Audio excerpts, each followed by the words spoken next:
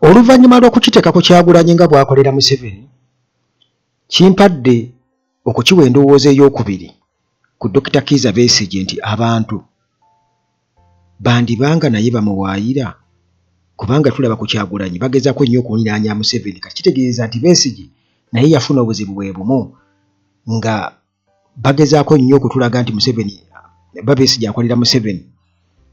Katulina kubitegeera tutya bino byonna obukakafu tulina kubufuna, tulina okuddayo mu butambi ku biki ebyali bibaddewo. Bingi nnyo ebyali bibaddewo mu kumubonyaabonya, mu kumukola byonna bye baamukola, naye ebigambo bye yayogeranga ku Museveni ddala bino bigambo bya muntu akolagana n'oyo ate, kubanga ye yasooka okwabya ebyamaanyi ennyo. Weebuuze nti lwaki yali yabya ebyami ebyo oba yali akolera Museveni.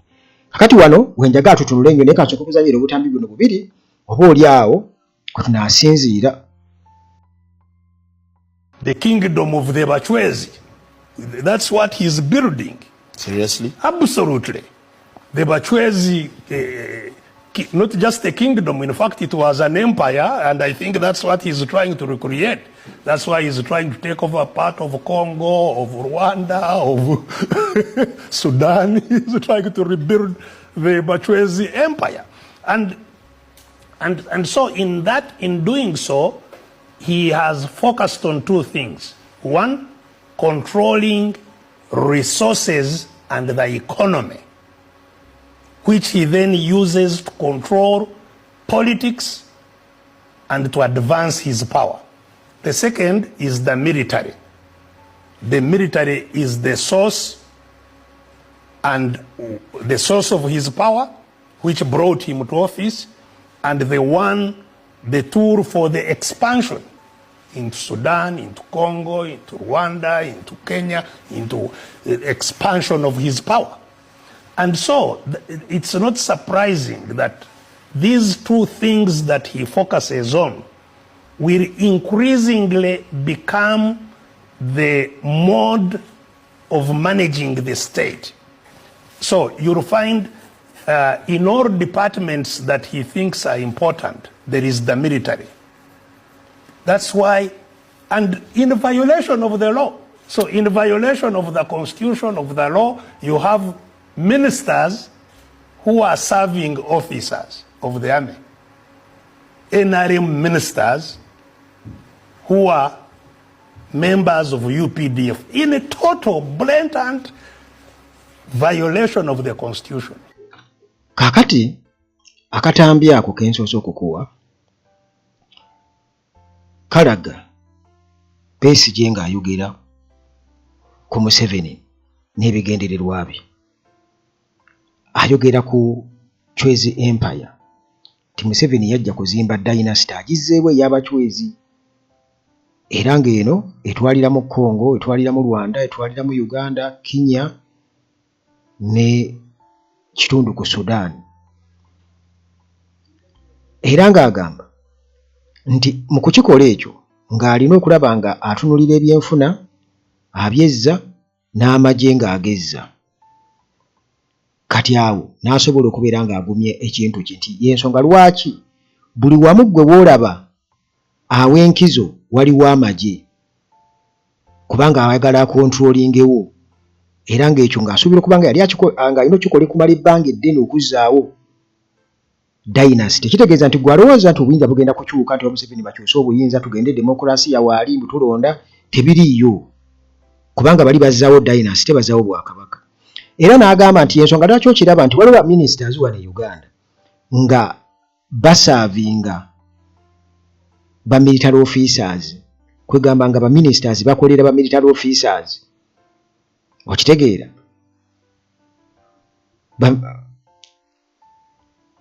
Museveni ebintu byagezezzaako okukola byonna oba ne pulaani ye be yatugamba nga nti bajja okununula eggwanga lino okulijja mikono gy'Abobote mbo baamiini baani era yatugamba nti bo tebaalwanyisa Amiini lwakuba nti yali atta abantu, baalina olugendo lwabwe gye baali balaga nga baggusa nsonga yaabwe eyo. Kakati nze nkuleetera bujulizi osobole okubeera ng'oweeyinga ddala Besigye yali akolera Museveni.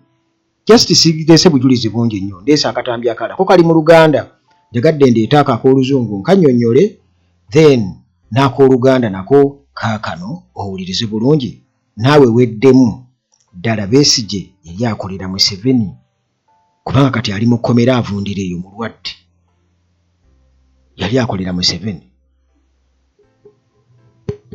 Gavumenti yawambibwa famire, bitongole bya gavumenti byonna byawambibwa famire kubanga ekino nzize nga nkinyonnyola bwe twajja mu 1986 amagye ge gawamba obuyinza bw'eggwanga naye mu maaso awo n'amagye nago gennyini ne gawambibwa famire.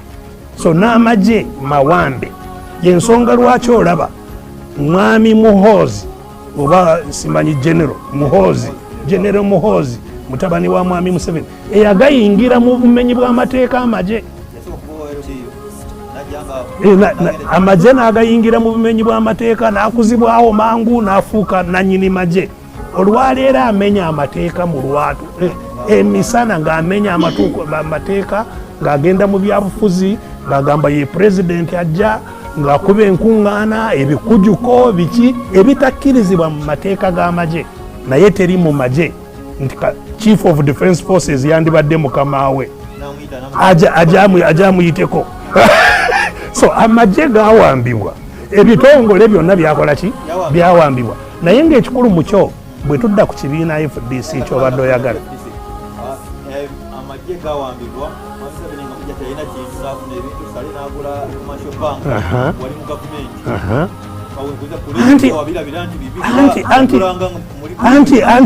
anti omutawaana wonna we guva kusika omuguwa twawakanya nnyo ebyo ebyokubba Commercial Bank nnyo enkiiko nnyingi ezayitingana era ne tugimusuuza n'asooka agisuula agizaayo naye luvannyuma era ne bagiddamu ne bagibwamba.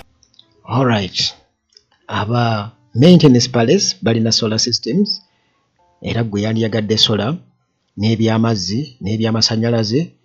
Aba maintenance palace balina tiimu ey'abakugesobola okuyambako okuinstallinga bwe kyonna ky'oba baguzeeko.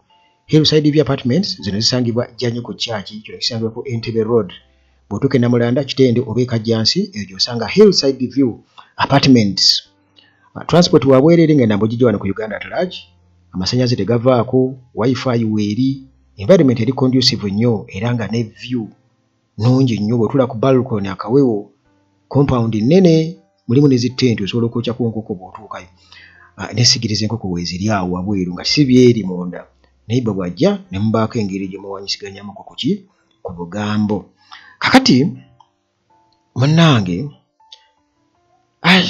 ensonga eno mpanvumuuko kwegamba mu ndowooza ndeese obutambi kubanga bubadde bulina ebigambo ebikoonera ddala ebinnyonnyola pulaani ya Museveni mu bufunze. Besigye bye yali ayogedde yayogera bingi era n'obutambi bwe butu yakola bungi naye kati obwo bwe nsobola okubeera nga nfunayo obusobola okunnyonnyola ndeese ak'oluzungu n'ak'oluganda nga ndaba bufaanaganamuuko kuba naffe baliwo oli abatategeera Luganda nnyo. Naye kwegamba bagamba nti okuwangaala kuno kukuleetera okulaba ebisingawo nti bwe bazze bakiteeka ku Robert Kyagulanyi Ssentamu nti akolera Museveni kitegeeza bwe bw'oba olowooza olina okuttamuko ku bigere nti naye ne Besigye ono ddala abasajja bano baakyogeranga kyali kituufu. Katusooke tuddemu tuwulize ku butambi bwa Besigye oba n'ebyo ebyamutuukako. Bamufuuyidde paper spray maaso gy'agamba ebyo nedda ate aba ali mu kukola ali ku mulimu. Bamusibye ebbanga lino lyonna ali mu kkomera kyokka mulwadde. Muhoozi ali eri yeesunga kumutuga kubanga teri muntu ayinza kukuula ku myaka gya Besigye n'oweza emyaka 7 ng'oli mu kkomera mbu oli mu kukuuma dynasty ng'ate gw'ogenda kufuuva ewo tekisoboka. Kakati njagala okubabuulira nti ebiboozi bino byonna bibaddengawo era wadde nga abadde bajja bitambuza Kyagulanyi byonna yabisangulawo nti opposition eyo ey'ebiraka yagirabisa nnyo era Munyagwa yagamba nti Kyagulanyi alina kuvaawo kubanga kyabakozebo opposition agisanguddewo. Opposition yaabwe eri ey'okubeeraawo nga batudingisizaawo ebyo yagijjawo era kati wetwogerera yadde ekyaliwo empulunguse zikyalimu naye tujja kgenda tuzitundula mpola mpola nti oba oli awo n'ezo ezasigalamu zitandise okukitegeera nti essaawa yonna baali tugwamu katweddeko naye ng'ebigambo Besigye byayogedde obiwulidde bulungi nti bajja bo ne bawamba pulaani gye bajjirako bw'atyo bwe yajja atudyekadeka naffe yasooka twanjulira pulaani ye nga Museveni n'ajja n'abingizaamu kabaka kakati ne tumuwagira ye n'atandikirawo omuze gwe tukanja kulaba buwanga bwe batuumye abo ntuumu na ntuumu kumbe ye yatandikirawo okukola kibano kamba kendeezeeko omuwendo kumbe ye ali mukendeeza mutulowooza amagye gaabo tegegakola ki gegatta kumbe ye yakola ki ye yali mu kintu yali mu kutugumbula n'okutuusa kati akyaseesa alina okukendeezako ku bantu abamu ekyo tujja kyogerako waliwo akatambi kalutamabuzi kenja okuleeta mu maaso abwe emboozi tujja kugyongerako ndowooza naye nga mu bufunze Dr. Kizza Besigye bye bigambo nze bye ndowooza bye yayogera ebikokakasa nti ddala mu butuufu revolution yamuli ku mutima lwakuba nti bannayuganda ffe tubeera awo buli kaseera bati waliwo n'abagamba Kyagulanyi nedda wabuuza nti kati tukole tutya waakiri omulala naye nga sooyo kati ng'olumanya abayinza oba bategeeza muhoozi kwegamba waliwo abantu abajja ne bakutegeeza nga Sitogo bwe yakona nga buli kimu nedda tekisoboka mmwe muli awo bwebabuuza kati tukole tutya nabo tebalina solution kati abo bannaffe tubalina weebali kitegeeza babaddewo ebbanga lyonna ne Besigye baamutawaanya nnyo yesu waaki yadduka n'ava enajjana 10 n'agenda ekatonga tekitegeeza nti ensolima teyagenda nazo okitegeera lwakuba nti ensolima eyinza okuba nga eri fully target ne Musevenizimu obanga eri halfway target okitegeera kakati awo nange Uganda wooli njagala muyigo kibwete okubuildinga trust nga musinziira ku bigambo naddala omuntu byaba ayogera nga abiddiringana repeatedly kubanga ekyo kyekiwalanya Robert Kyagulanyi Ssentamu era yensonga lwaki naye baali baagala kumukwata kumusiba kumuteeka kuba bakimanyi nti ono true revolutionary nga bw'olaba Besigye nti abo tubateekaawo kubanga mu Uganda be baali bavuddeyo ne balaga omutima nti baagala kununula ggwanga lino n'okwagala okutulabisa kati bannayuganda mulina okubuildinga trust mu bantu abo era ebigambo bye baayogera mu bitwale ng'ekyamakulu kubanga ebyo byayogedde awo tebyogerekeka kubanga kiba kitegeeza nti bw'obanga ddala kituufu okolera oli ate lwaki oyabya pulaani ye era bwe busungu muhoozi bw'alina ku Besigye nti tugenda kumutugera ku muti gulu biki bwe bityo ekyo naawe ne bw'oba olowooza mpola osobola okitegeera nti wateekwa okubaawo oba olio kyetutaategeera Besigye omutuno batwama misijajinga abantu abamu kino nkyogera nti waliwo abagamba nti Besigye akolera Museveni n'ebirala naye ebigambo byazze ng'ayogera bw'obikwata n'obiweeyinga otandika okutegeera obukulu bw'ensonga confusion eriwo ku Dr. Kizza Besigye eva ku Winnie Byanyima nti abantu abasinga obungi awo we wasinga okubatabula nti baddira ebyayita bya Winnie Byanyima ne Museveni bwe batyo ne babitabiikiriza mu nsonga za Dr. Kizza Besigye ne Museveni ebyo ebintu bibiri byanjawulo ebintu bibiri byaki byanjawulo nti muddira enkwatagana ya Winnie Byanyima ne Besigye ne mugitabiikiza n'ebyayita bya Winnie Byanyima ne Museveni kati n'ekyo nakyo omuntu olina okikubyamu okikubaganyako ebirowoozo gwe kennyini nnyini n'okiza mu bulamu obwa bulijjo ne weeteeka mu ngatto ezo nti kisoboka okubeera nga twali ku mulimu gwe gumu mu kampani y'emu naye ate nga ono omukyala yasooka kubeera girlfriend w'oli ate n'amaliriza n'afumbirwa oli omulala workmate oba yali girlfriend wa boosi bw'amaliriza ng'amuleseewo bamusuddewo ate waliwo omukozi eyamuwasa kubanga oli yali girlfriend ate this time eno mukyala wa mu maka kati ebintu ebyo ebibiri tekisangulawo byaliwo wakati w'omukyala ono ne boosi ate era tekijjaawo biriwo wakati w'ono okitegeera amuwasizza mulina. Kati tulina okutunuulira ensonga ezo ng'abantu abategeera era abalowooza asobola okwaseesinga ebintu ku mutendero gw'aggulu okusobola okuzuula ekituufu. Naye olaba obutwaliro butwalizaawo mu diversion oba onyoose. Yensonga kyo kiraba ne Kyagulanyi ne bwakoze bino byonna ne yeewaayo era bajja kuga nti baamuwa simanyi obuwumbi bumeka, kati bano bagacumba nga bajje baamuwa $1,000,000 simanya 2 baakola batya bwe bityo nga babyogerako. Naye ng'ekituufu kiri nti byonna byonna tebabinaako mutwe n'amagulu, wabula bo bakimanyi bulungi ennyo nti omuntu yenna okwesembereza Museveni aba afunye ekisiraani ekikyasinzeeyo era abantu baba bagenda kumukyawa. Kakati bo baagala kusembereza Museveni abantu bakukyawe, baba bakimanyi nti ye amasannyalaze gaaliko geekyo eri abantu, gwe mwesembereza abantu bakukyayirawo. Kati omuntu we bamumanyi nti atambulirako maanyi ago bwe gatyo, kubanga mpuku ye kennyininyini ye master waabo abanyagulula eggwanga, yajja kunyagulula ggwanga na kuteekamu ttemu eritagambika. Kati bw'atyo kitegeeza nti bonna bonna bamwetoolodde batambulira awo, kukwata abantu bakubaga iso, kukola kutya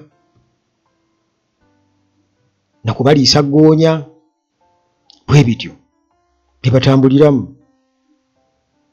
batambuliramu era bakimanyi bulungi nnyo tibatambulira mu kibi kisiraani kyennyini. Tigwegezaako obeeriraanye booti abantu bakukyayirawo. Kitegeeza nti bo beeyimiridde kimu nga ogundi bw'agambye Besigye nti bo baakwata ebyenfuna ne bakwata n'amagye, era y'ensonga kyolaba buli wamu waliwo magye. Y'ensonga lwaki bo bamanyi nti bwe baba balina ebyo ebisigadde tokola ki, tobabuulira. Bino byonna bye bateekayo eby'obululu byonna just kugezaako kubakola ki, nga bona olimbiikiriza akaana akato.